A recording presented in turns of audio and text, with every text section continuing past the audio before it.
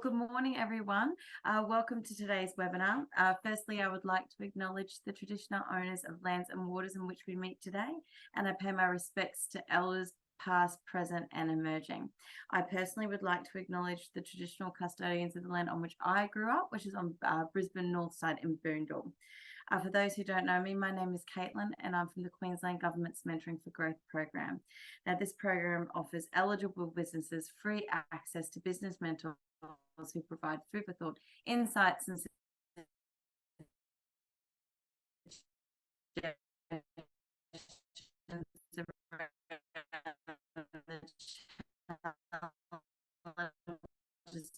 opportunities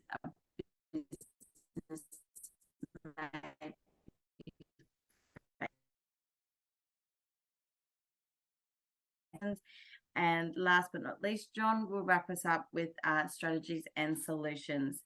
I will have an opportunity for questions at the end of the session. So when you do have a question, please pop it in the Q&A function and we'll work towards answering them at the end of the session. I think that's all from me. So without further ado, I will be passing it over to Miranda. Thanks, Miranda. And welcome everybody. It's really great to have some conversations starting around cybersecurity, not just in Australia but globally. We've certainly seen some challenges and some growth in the risks around cybersecurity. I personally have been in cybersecurity for over 25 years, having two cybersecurity companies, and what I have seen in that 25 years is really no change. But what we have a really great opportunity to do now is really see cybersecurity in a very different way. And when I'm talking to customers and students, a lot of the time there's this real confusion around what is cybersecurity. So I just wanted to step it back a little bit. Typically when I'm talking to a lot of people, I have people talk to me about hackers and, ransomware and AI attacks, and that is all can be really scary if you're not familiar with technology. But they're at its essence, at its core, what cybersecurity is basically protecting your business against any risk associated with financial loss and disruption of your operations or damage to your reputation that negatively impacts your information and information systems. So fundamentally, it's risk management 101. And it's no different to your workplace health and safety. When you're thinking about your workplace health and safety, you're thinking about what is it that you do? What is it that you're trying to protect? What are your compliance obligations as a business owner and a director? And then thinking strategically about mitigating and minimizing that risk and that threat profile in a way that protects your business as much as you can, and then understanding that regardless of what you plan to do, at some point something's going to go wrong. So having those procedures and frameworks in place to be able to manage that effectively when that does happen. And being able to make sure that everybody in your organization really understands what that means to their job. So when we talk about cybersecurity, there's some really interesting statistics around, and these can fluctuate over time. But fundamentally, roughly about 93% of cybersecurity incidences or breaches are caused by humans. And 44% of that can come from internally as well. So as an organization, being able to take a step back and go, well, this is actually a really important responsibility for my business to manage across my organization. And I need to create a cyber fit culture in which everybody understands what that means like to their business. And this has been one of the problems that I've seen in cybersecurity over 25 years. In a lot of respect, because it has been technology focused, people go, oh, well, that is the responsibility of my IT manager, or that's my third party's responsibility. So we take away that sense of ownership from where it needs to sit with business owners and leaders and managers all the way down to every single person in the organization. And we've removed that responsibility and thinking about technology as only as what cybersecurity means, when in actual fact, it's only part of the problem. So we need to really be take 5 in the same way you do for your workplace health and safety and go, what is it that we own, firstly? What are we protecting? Do we need to have it?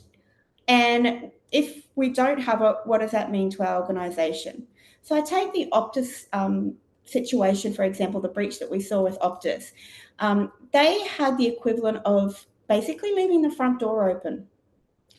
They could have had as many technical solutions as they needed to protect that, but fundamentally, it was a breakdown in terms of the operations and the processes and people knowing what they need to do. So we need to really take it back to its core of cybersecurity is just good practice, risk management, and governance. And from my perspective, from cybersecurity, really what we're looking at from a governance layer is being able to manage and protect 3 fundamental areas of what cybersecurity is in its essence. And we call that the CIA triad. Confidentiality, integrity, and availability, making sure that you have both systems, processes, and the people in place to be able to make sure that you're protecting the information confidentiality, that only those people that are supposed to access can access it, and then also that we can trust that the information is correct and valid, and that your systems are available when you need to use them for your business. And fundamentally, when we're looking at what that looks like in terms of a governance framework, it's about being able to understand the premise around what kind of people, processes, policies, technology, and solutions we need to implement to be able to understand what those risks are, and being able to really identify what are the potential threats across all of your organization. It could be something as simple as your employees sitting in a coffee shop and attaching to free Wi-Fi and being compromised when that doesn't necessarily have to be the case.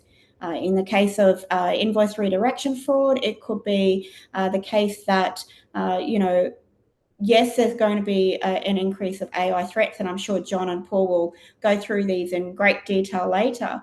But fundamentally, if you have your people in place being able to pause, not take things too quickly, and be able to confirm and validate that those transactions are actually legitimate, and you have accounts processing procedures in place, there's a lot we can do that is not necessarily as scary or complicated than it needs to be from a cybersecurity perspective. So fundamentally, that's where I'm sort of sitting from a workplace health and safety lens of what is cybersecurity. I think you're on mute. Thank you. I was just saying that thank you for those wonderful insights, Miranda. I do seem to have a few internet connection issues. So hopefully you can hear me okay. I'm going to pass it over now to Paul to discuss ramifications. Thank you, Paul. Thanks, Caitlin, and good morning, everyone. This is a very important webinar today during Cybersecurity Month. So I'm going to focus on what is a cyber attack and some of the ramifications and solutions that a business can take. So let me just make an opening comment that in my world, cybersecurity certainly raised its ugly head over the past year.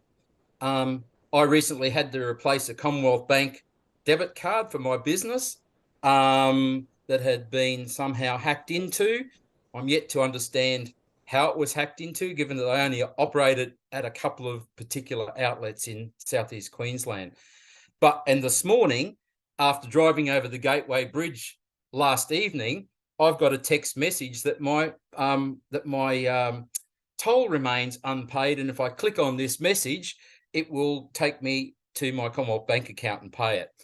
So I would consider myself reasonably astute in these matters, but to the best of my ability, I still can't control the incoming flow of bad actor traffic on my digital device.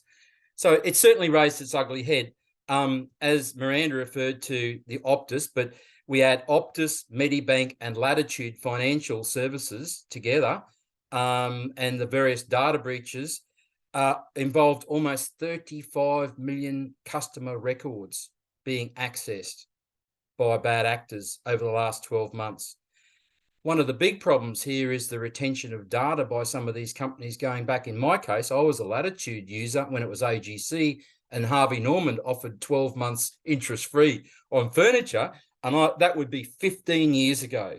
So why an organisation, be it a large organisation or a small organisation, holds customer records for more than 5 or 7 years is beyond me.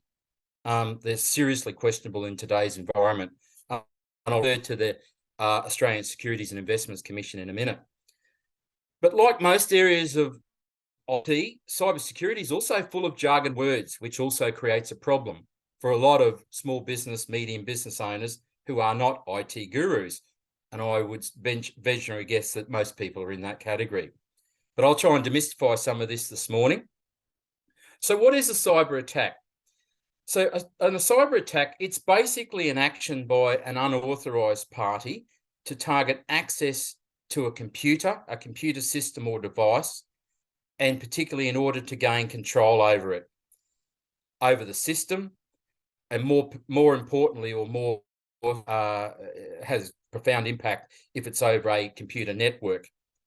That is to change, steal, or destroy data, or to shut it down completely, or severely impede its performance. And that has major ramifications on business continuity and business reputation. So as Miranda was referring to hackers, cyber threats can come from a number of sources. Predominantly these days, they're from criminal gangs, many of them operating offshore, and certainly some of the cyber attacks, the one on Medibank was from a group called ReEvil. That's a capital R and then evil following that capital R. So with emphasis on the evil, and that was a ransomware attack, which we'll talk about. But it can also come from hacker teams based largely overseas. And in many cases, these groups are being supported by rogue governments. And recently, last year, there was an attack on the Australian federal parliamentary system through employee records, and that was coming out of Russia. So, Eastern Bloc countries and Russia are identified often as the source of these bad groups. And then just generally through the growth of the IT qualifications worldwide, there's individual hackers that just try their luck everywhere around the world. So one thing's clear, that cyber has become the new battleground. It's almost like Star Wars revisited. So the incidents of attacks are very much on the rise, and we're seeing a double-digit growth year on year in Australia, and quite alarmingly in Queensland, actually. So the major Commonwealth government organisation that looks after this area is called the Australian Cybersecurity Centre, and they have an excellent website with a lot of very good publications and guidance material, and they have specialised in the requirements for small and medium business. So I encourage you to have a look, and we'll share some links later on. I'm sure Caitlin will share some links. So in their latest threat report, the ACSC, they reported that there are over 77,000 crime reports lodged with them last year, up 13% from the previous year. And if you look at it, that's one every 7 minutes. However, the really important point is that most businesses in Australia, being small and medium businesses, do not need to report a cyber breach or not meeting the requirements of the mandatory data reporting requirements, which only come in for businesses at the moment with a turnover above 3 million.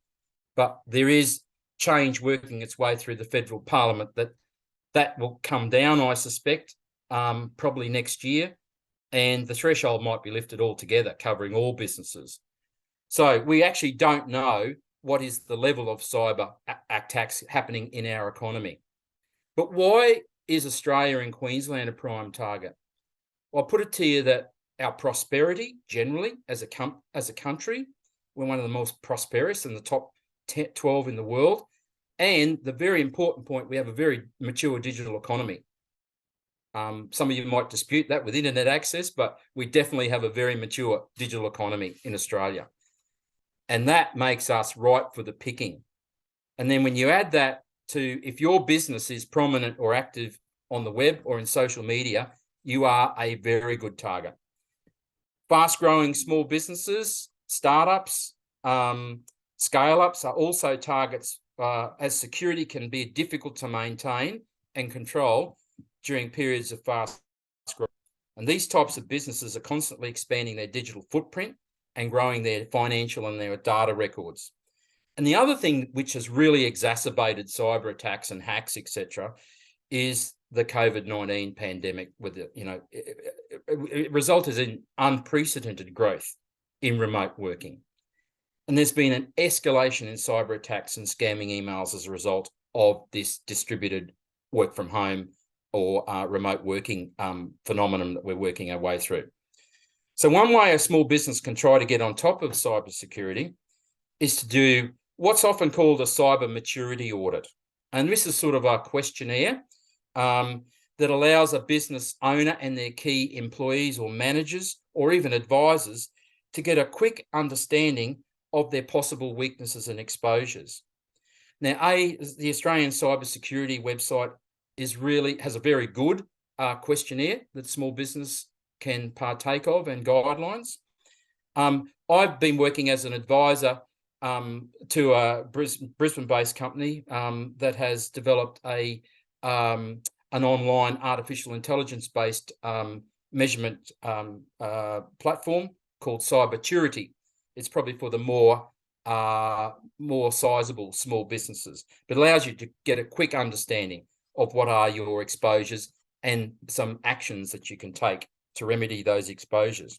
So how good is cyber insurance? We might get onto cyber insurance. John might have heard of that, and we might get in the Q&A. Well, cyber insurance is out there, very expensive for small and medium businesses. Most policies, I had a quick look last night on a few of the major sites. Most policies will cover you up to $100,000, right? And you're probably looking at a 5-figure sum, $10,000 premium for that. And if you or your employees are the result of an action which allows the hackers in, then you waive your rights to that coverage. So cyber insurance is out there, but it's costly. It's costly.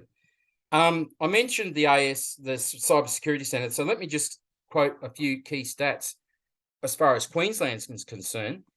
Queensland actually had the highest number of private cyber reports lodged last year. 29% of the country, more than New South Wales and Victoria. That's a real concern, actually. It certainly raised my eyebrows when I looked at that. The average cost of a cyber crime reported is $39,000 for small business and $88,000 for medium business. And there was an increase of almost 14% over the previous year in the cost. And remember, most of them don't go reported. They're going underground. Ransomware remains the most destructive cybercrime. They had to respond to 135 ransomware, and I'll talk about ransomware in a minute, 135 ransomware incidents last year. But this is really important. 148 organisations on top of those 135 didn't know that their company or organisation was subject to ransomware activity going on behind the scenes in their business network.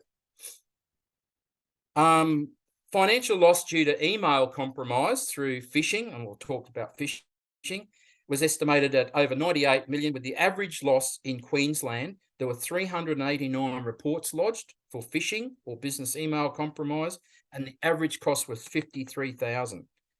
I know through my connections of several medium-sized family businesses in southeast Queensland that have been subject to ransomware attacks in the last 12 months.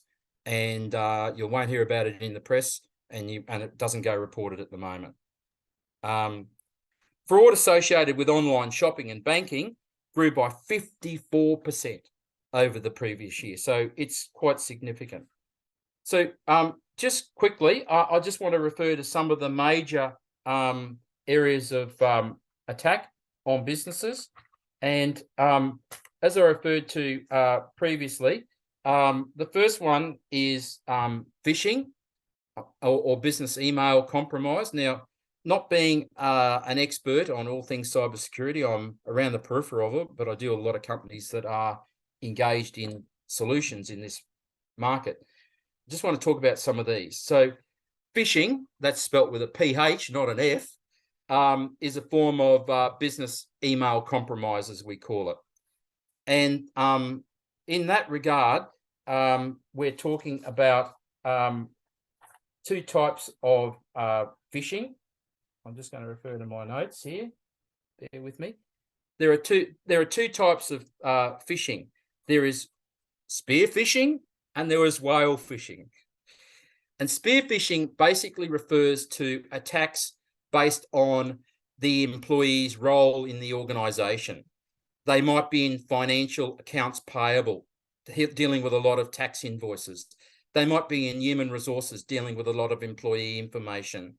They might be in production, dealing with the manufacturing assembly type operations, or they could be involved in intellectual property. Those types of roles are sweet fish for some of these corporate criminals.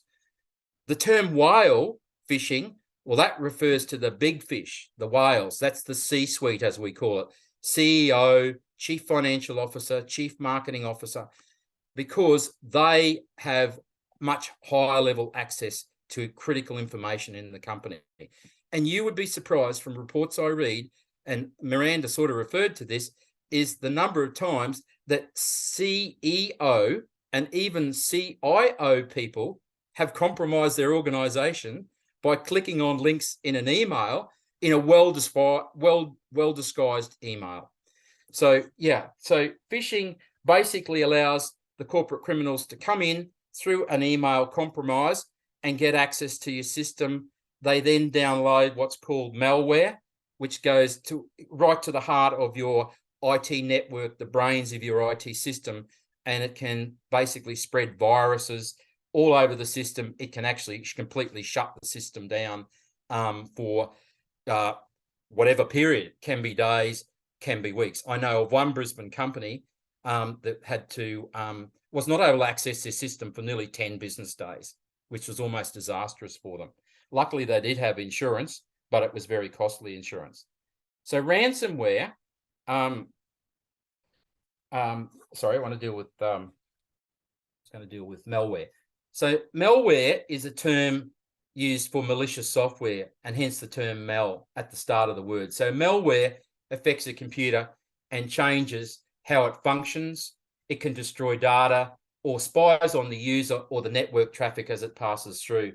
And malware can either spread from one device to another or remain anchored in a single place on your system, only impacting on a host device.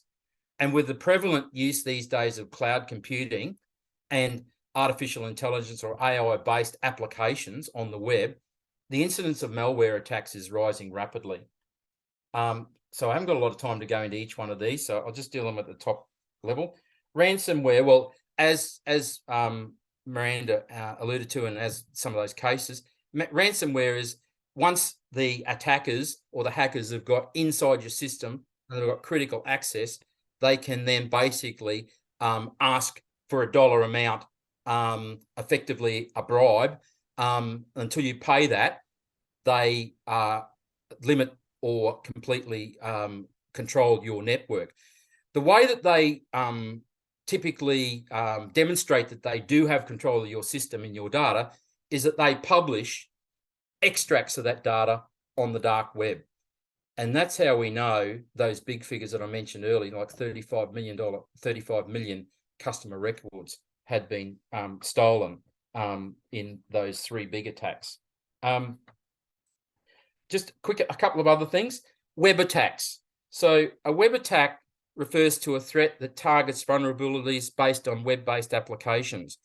And typically, like a small business, these might be your online banking apps. They definitely could be recruitment, labour hire, employee relations type apps. So every time you enter information on a web application, you're initiating a command that generates a response. For example, if you're sending money to someone using an online banking application, the data that you enter instructs the application to go to your account, take the money out and send it to someone else's account. And attackers work within this framework with the kinds of requests and use them to their advantage. One other one, supply chain attacks. this is growing in its prevalence. It's called third-party risk management in the jargon of the industry. Once again, I'm working with a company that's actually developed Australia's first, I don't know if you can see that, but no, the light's probably preventing you, but this is, and I'll probably put a link in through Caitlin. This is Australia's first cyber security certification framework. It's called SMB 1001. I was one of the advisors on it. It's a framework to help small businesses actually increase their maturity over time. So many small businesses are suppliers to big businesses. Big businesses often send a questionnaire to small businesses saying, tell us about what you're doing in the cyberspace. Answer these questions. Some of them run to 4, 7, 8 pages long. This approach allows the small business to have a more structured and consistent approach. So if you're dealing with supplier A and you've done certain measures, put in 7 or 8 key measures, the same applies as if you're dealing to supplier B or C. It's consistent and it's across industry sectors. And then the final one that Miranda referred to, which was a good one, is threats often come from within your own organisation. They could come from a bad staff member who's been disillusioned with a decision of the organisation and wants a bit of a payback. Or often it comes from employees that leave your organisation, walk out the door with USB sticks. You know, I used to say floppy disks, but we've gone past that these days. But with those sort of devices, they download information and they take it away and then they play with it, maybe give it to a bad actor. So be very, very careful that you terminate employees, or when they finish with you, that you actually have acquired the necessary IT property and data from them. I might finish up with that because I think there are some potential ramifications, but we might deal with some of them in the Q&A. So I might finish up on that note. Thanks, Caitlin. Wonderful. Thank you so much for that, Paul. Now, as I said, last but not least, John, solution. Thanks, how long have I got, Caitlin? We can still go 5 to 7 minutes. Okay, great, terrific. What I might do is just go to some practical takeaway solutions that you can do in your business right now, not taking anything away from what Miranda said, which is that cybersecurity education process, and it's a process you need to invest in every single week, every single month, and you need to take your people with you. It's a complex area. It's changing all the time, as you're already hearing. And if you don't invest in cybersecurity every single month in your business, you will be left behind and you will be attacked. So there's nothing better than cybersecurity training for you and your people. That would be my first recommendation above everything else. In terms of some of the bad actors, I was going to speak briefly about 7 bad actors. The first one I want to talk about is identity theft. And most people on this call will have had that experience where someone's trying to get some data off you so that they can replicate your identity in the universe. And this is where something called multi-factor authentication is really helpful. And some programs offer it, some institutions offer it, others don't. And you need to sign up to those things. You need to embrace those things when they come along, because that's providing you with multiple device verification. And if you're not doing that in your business, or if you're not doing that as a customer, you're at risk. So that's really important in terms of identity. When you go onto an online form, if they're asking you for more information than your name and your phone number and your email, then be very suspicious. If a website's asking for a date of birth or a driver's license number, forget it, because they're trying to steal your identity. All right, second bad actor I want to talk about are foreign intruders. And foreign intruders are typically people you'll never know about, as Miranda was suggesting and Paul was suggesting. They can be rogue states, they can be bad actors trying to steal or destroy your system for random reasons. So again, education is an important part, but having good firewalls, using established browsers, having intrusion detection software so that you can see what level of attack is taking place on a daily, minute basis in your organization is important. And the other thing that's useful in terms of foreign intruders is encryption. If you encrypt your data, if you encrypt your passwords, you're a lot safer. Now, the CEO who puts the name of his mistress or her mistress into the password is not very clever. The CEO that has an organic encrypted password, which is a combination of something they know about that no one else knows about, and an algorithm that they apply to that private information helps them remember it and apply the algorithm to it. And we need to come up with personal ways of encrypting our own passwords. And otherwise, passwords is the easiest way for foreign intruders to get into our systems.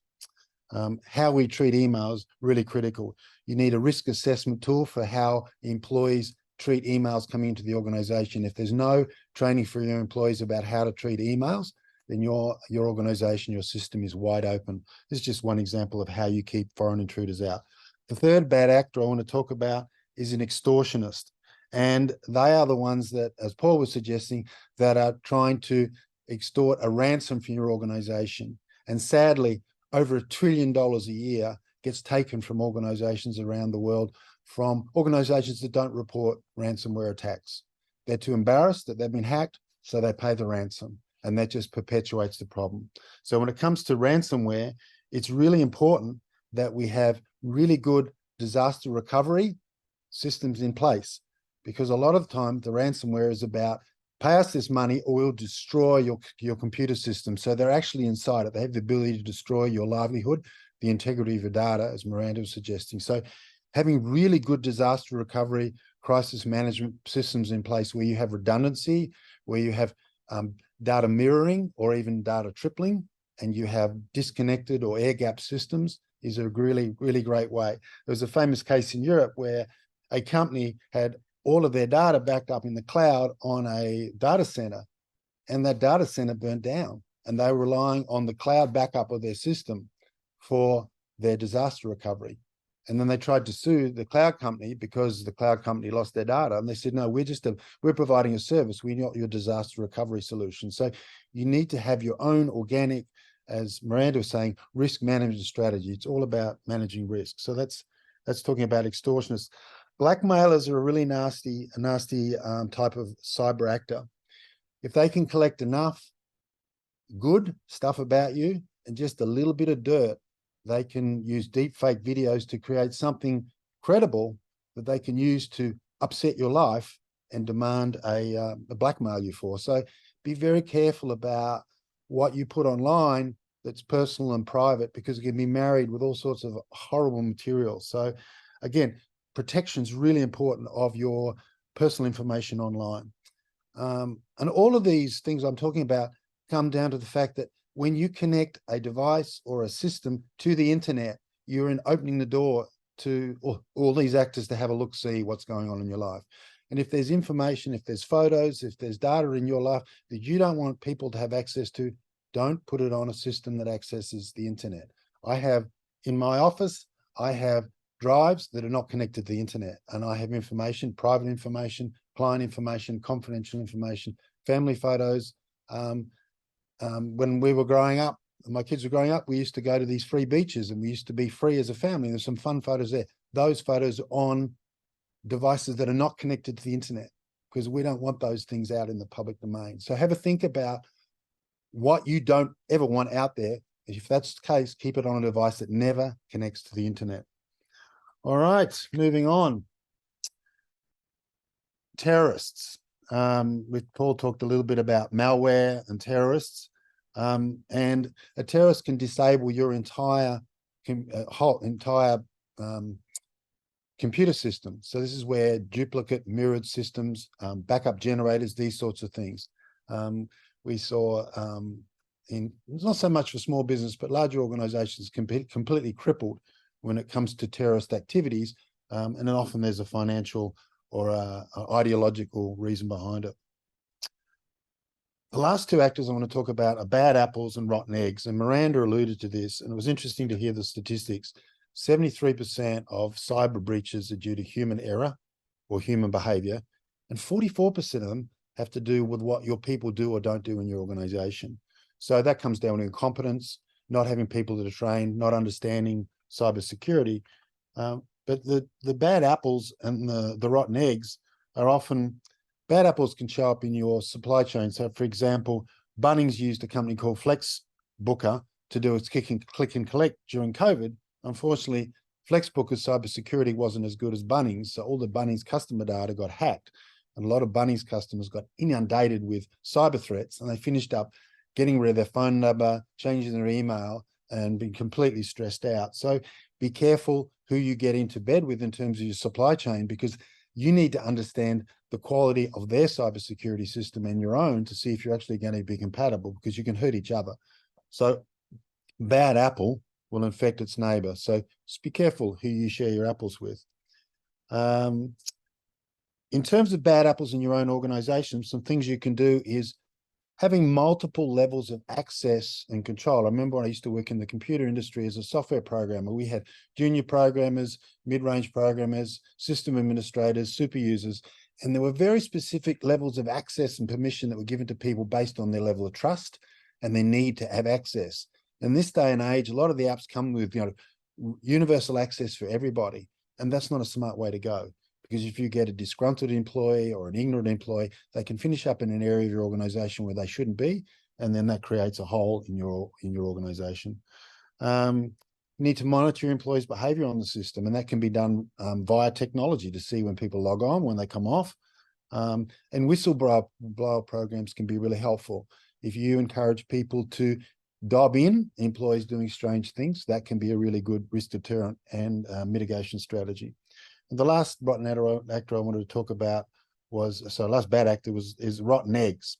And rotten eggs are very rare, but sometimes in hindsight, we can identify who they were, because they were that quiet, reserved sort of employee who showed up. They did their required amount of work. They worked quite well, but they didn't socialize. They didn't engage. They didn't share the vision for the company. They didn't share the values of the company. They were an outsider inside the organization, and their need for social engagement comes from the splinter group that they're involved with. And they may have a conspiracy theory against corporations or against the world, and then they act out and they sabotage your entire system and your livelihood because they are in fact a rotten egg. So it's a people issue. It's an education issue. You need to be educated. I'll give you an example. I picked up a client about 12 months ago, a coaching client, and we were doing something completely different from cybersecurity. I was helping them develop their market strategy. But before I even started with them, I said, when I walk into your organization, can I see your IP address? And they said, yeah, sure, anybody can. I said, well, there's a breach already. So we made them hide their IP address. And if someone can walk into your organization and see your IP address on their phone, then they have the ability to hack into your network straight away. If they can't see your IP name, your IP address, then that's one level of protection you can give yourself. Another thing I said to them was that, where do you back up to? And they said, well, we back up to the cloud. But they didn't actually back up to the cloud. They thought they backed up to the cloud. And I said to them, you need to have an offsite backup. And they put in an offsite backup situation. I came back to coach them a month later. Someone had hacked their IP address, got into their system and wiped their hard drives.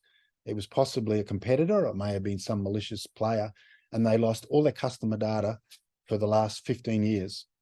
Fortunately, because the EA to that general manager had taken my advice, and she created an offsite backup, which is the first time they'd done it, they actually had all their data. They could restore their system with a new computer.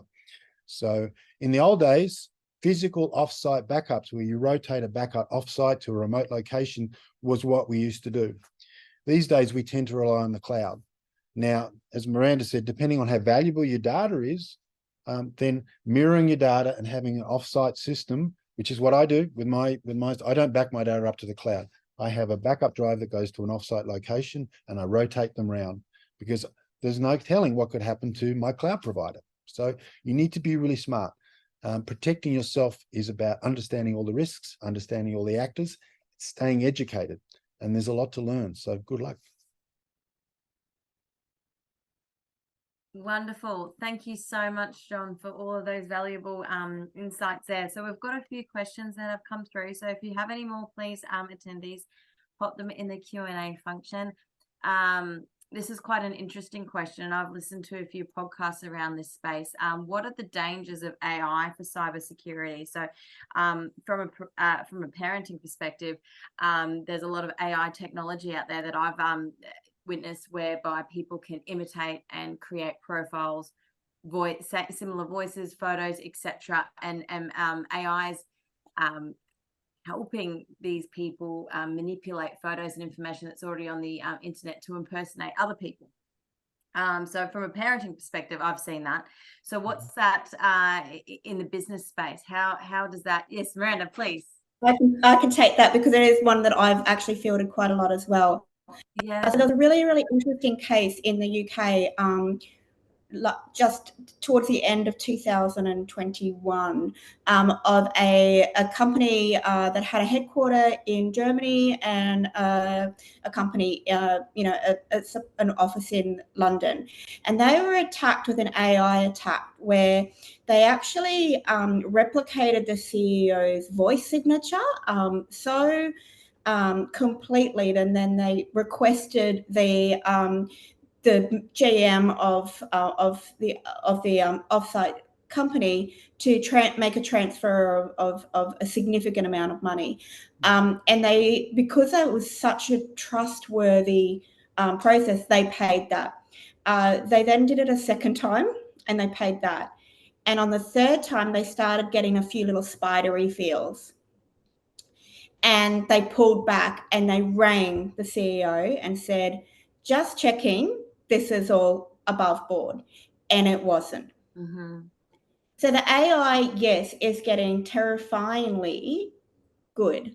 But there are some fundamental stop gaps that we can do to prevent instances like that from occurring. So, things like having due diligence processes in your accounts payable to say that money is transferred only by two approved suppliers or two bank accounts that have to go through this certain process.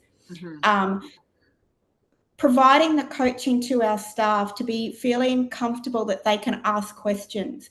A lot of cyber breaches tend to work on three key areas of psychology: urgency, risk, and ramifications. So if you as an employee feel that you're going to get in trouble by not doing something urgently to your CEO, you're going to be more inclined to act on that quickly. Whereas if you establish a cyber culture which makes it okay for anybody within the organization to correct things when they go or to question things and to challenge, you're going to be having a far more resilient organization. On the flip side, AI is doing some really great things to be able to identify, malicious traffic coming in as well. So as with any new technology has an opportunity to give us great power, but also great risk. And it comes down to our governance around how we're going to use that. And how we're going to make sure that we're reducing the risks across our organisation is how we're going to be addressing the AI challenge, as with anything.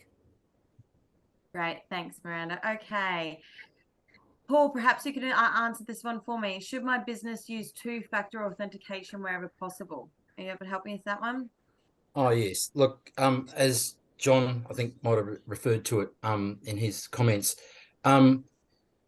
two-factor or multi-factor authentication, as we would use the term, of which two-factor is one of those aspects, is, I think, prudent business practice these days. I think any business that is not embracing two-factor authentication is very exposed, because, we talked about remote working, or from the chief or the managing director right through to the sales rep. That allows you some degree of security over what information gets into their device and can penetrate the organization from those particular remote devices. So if you look at any cybersecurity management approach or certification approach, multi-factor authentication is one of the basic core requirements, along with firewalls that John and Miranda talked about. These are passwords, looking after your they're what we call hygiene factors in cybersecurity. So a big tick, yes. Great, thanks, Paul. John, is a VPN something that hides my IP address?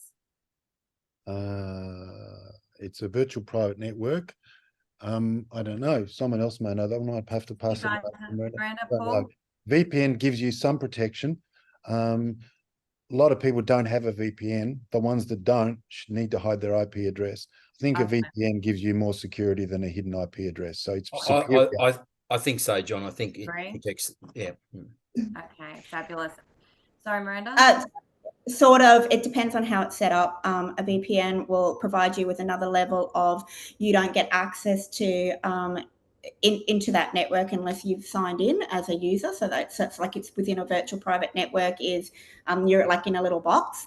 But it doesn't, depending on how it's set up, it may not necessarily mask all of the IPs. So generally what we would do in an organization is we'd have, like your printer, for example, can have an IP, and dependent because of, and your with Internet of Technology, sensors and things like that can all have IP. So you might be using a VPN to access a certain part of your business, but it doesn't necessarily prevent an attacker or someone from coming in and seeing other ways in which they can access that. So like I said, understanding what it is you have. So being able to identify what you have, and then how it potentially could be implemented. A lot of organizations provide, for example, free internet to their clients by way of coming on in, but there's nothing to prevent someone from sitting out close to your office if they think that you might be a good target, and just creating a random network, which could actually be called X company name, but it's actually just a hotspot to somebody's mobile phone. Wonderful. Thank you so much. Okay. Should my employees use their personal smartphones for work purposes? So this is, covering all the bring your own device to work situation. Who would like to answer that one? I can, if no one else wants to. So in a perfect world, the answer would be, the best approach is to provide mobile phones for your employees that can only access data on that system, and they can only do things on their phone, that on that company owned device. But that's not necessarily practical for a small businesses to be able to do that.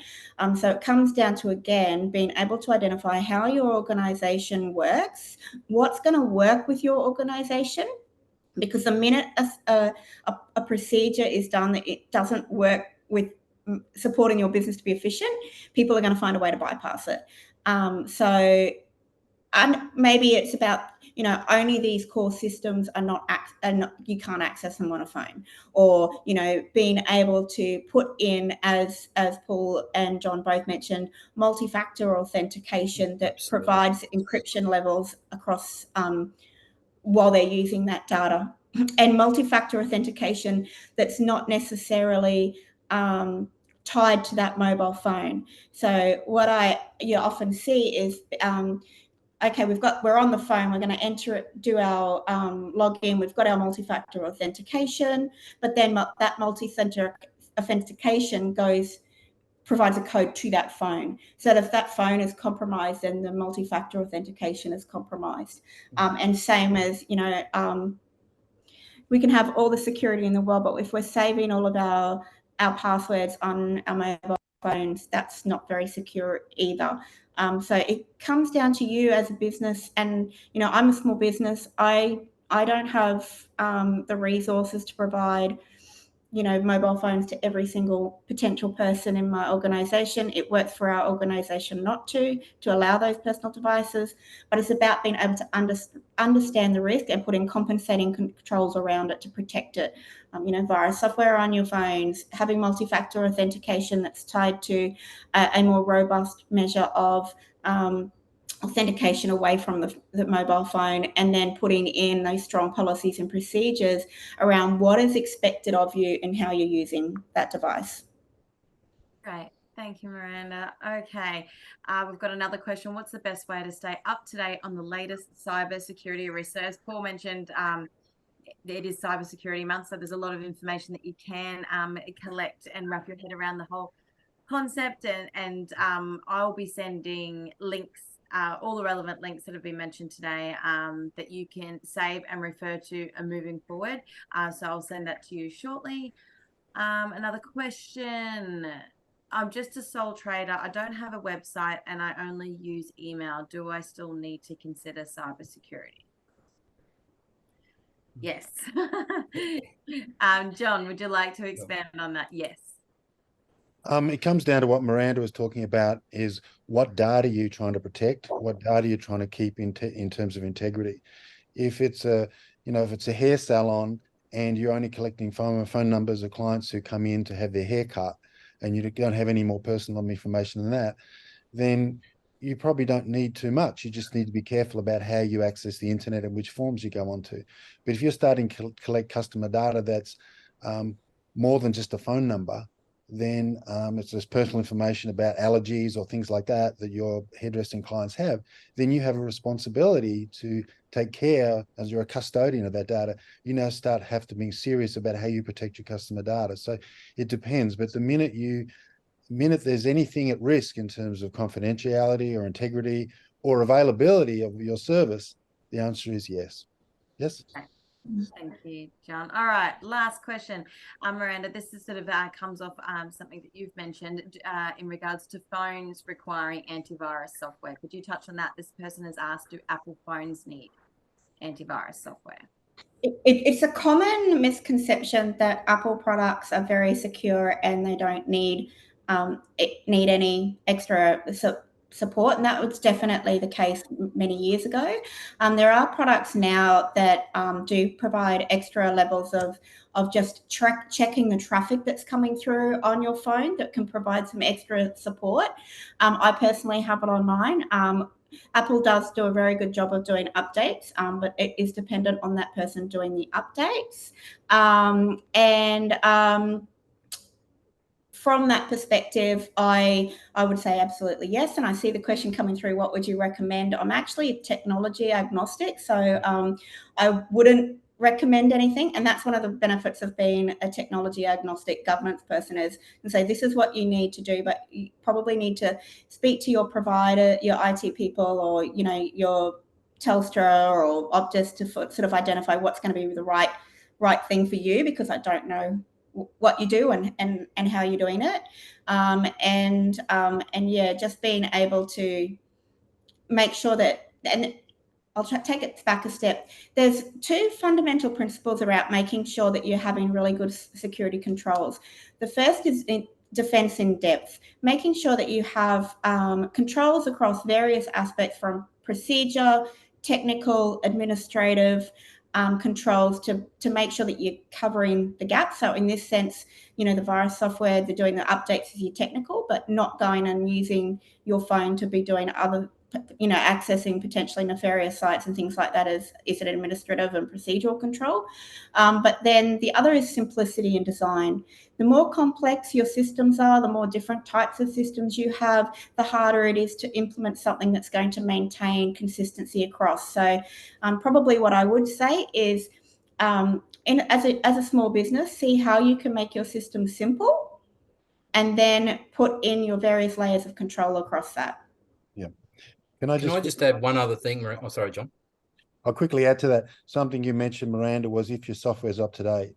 If you have operating system software, if you have application software, always make sure you're up to date, because the companies that are supplying your software are providing with the latest protection. If you let your software get out of date, then you're at risk. So keep your software up to date. The other thing is with your devices and mobile phones, if you turn them off once a week, then the firmware will boot up. Any foreign programs are sitting in memory that are starting to get some collateral will go out. So reboot your systems regularly. And in terms of your mobile devices, I don't have social media I don't have any Chinese social media. I don't have any Meta on my mobile phone. My mobile phone is my GPS and my phone, and I don't even do email on my phone. So, and I keep it up to date. It's an Apple phone, and that's my strategy. Now, on my computer, I don't look at any of these applications outside of Google Chrome environment, because the Google Chrome environment for me provides me the security. So if you have these nefarious sort of applications, or these applications you're not sure about, if you operate them within an environment that you have control of, then that's a level of risk protection. But it's not everything. I was just going to quickly make the point about antivirus software protection. Don't necessarily always go for the big name products, because they can be a major drain on your devices. So if you just do a search under small business antivirus, you'll find some really good products out there on the web. I use one, but yeah, I used to use a big name one and got, it just took over my life. It just wasn't worth it. That's just a simple comment I had to make, Caitlin. Cool. No, wonderful. That's great insights. Thank you very much.